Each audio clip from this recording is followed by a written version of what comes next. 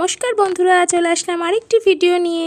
দেখো, ফুলকপির সিজন তো চলেই আসছে, ওই জন্য এখন নতুন নতুন ফুলকপি উঠেছে, তাই জন্য ভাবলাম একটু কাতলা মাছ দিয়ে ঝোল রান্না করি। বন্ধুরা, মাছটা ভালো করে গরম জল দিয়ে লবণ দিয়ে ধুয়ে নিয়ে এসেছি, যেহেতু এগুলো বড় মাছ, তাই জন্য। আর লবণ মাখিয়ে আমি বেশ কিছুক্ষণ রেখে দিয়েছিলাম। এরপর হলুদ মাখিয়ে নেব, ভাজার জন্য রেডি হয়ে যাবে। কারণ লবণটা আগের থেকে মাখানো থাকলে লবণটা মাছে ভালো করে ঢোকে, আর মাছটাও খেতে খুব টেস্ট লাগে। তাই বড় মাছে আগের থেকে লবণটা মাখিয়ে রাখার চেষ্টা করো। তারপরে এই যে হলুদ মাখিয়ে নিচ্ছি, এবার আমি কড়াইতে তেল দিয়ে মাছগুলোকে ভালো করে ভেজে নেব। বন্ধুরা, কড়াই তো গরম হয়ে গেছিলো, তারপরে তেল দিয়ে দিয়েছি সর্ষের তেল। তেলটাও ভীষণ ভালো করে ধোয়া ওটা গরম করে নিয়েছি, তারপর মাছগুলো ছেড়ে দিয়েছি। এবার এক এক করে মাছগুলো কড়া করে ভেজে নিই। মাছগুলো আমি সব ভেজে নিয়েছি।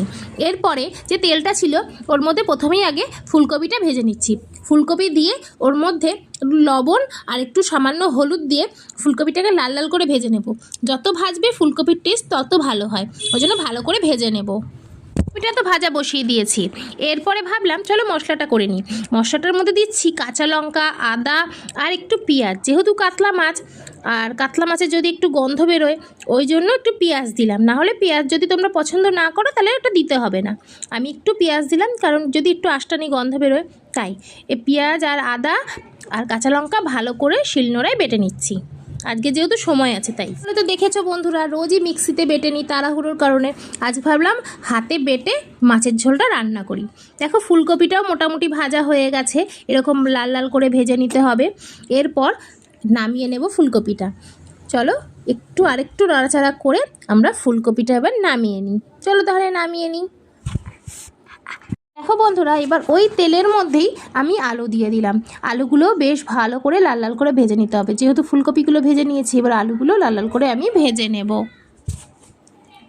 দেখো, লবণ আর হলুদ দিয়ে আলুগুলোকেও ভালো করে ভেজে নিয়েছি। একটু লবণ দেওয়ার কারণ আলুগুলোতে যেন ভালোভাবে লবণটা ঢোকে। চলো এবার নামিয়ে নিই, ভাজা হয়ে গেছে। বন্ধুরা, কড়াইতে তেল যা ছিল ওই তেলেই রান্নাটা করব, আর তেল দেব না। তার মধ্যে আমি দিয়ে দিয়েছিলাম একটু জিরে ফোড়ন, দিয়ে দিয়েছিলাম টমেটো আর বাটা মশলাটা, আর হলুদ আর লবণ। আর মশলার মধ্যে দেব 1 চামচ মতো জিরের গুঁড়ো আর হাফ চামচের মতো ধনের গুঁড়ো দিয়ে ভালো করে মশলাটাকে কষে নেব। সামান্য জল দিতে পারো, কারণ না হলে মশলাটা পুড়ে যায় অনেক সময়। সামান্য জল দেবে, দিয়ে ভালো করে মশলাটা কষে নেবে। চলো তাহলে কষে নিই। দেখো বন্ধুরা, মশলাটা তো খুব ভালো করে কষে নিয়েছিলাম, তার মধ্যে তেল ছেড়ে দিয়েছে।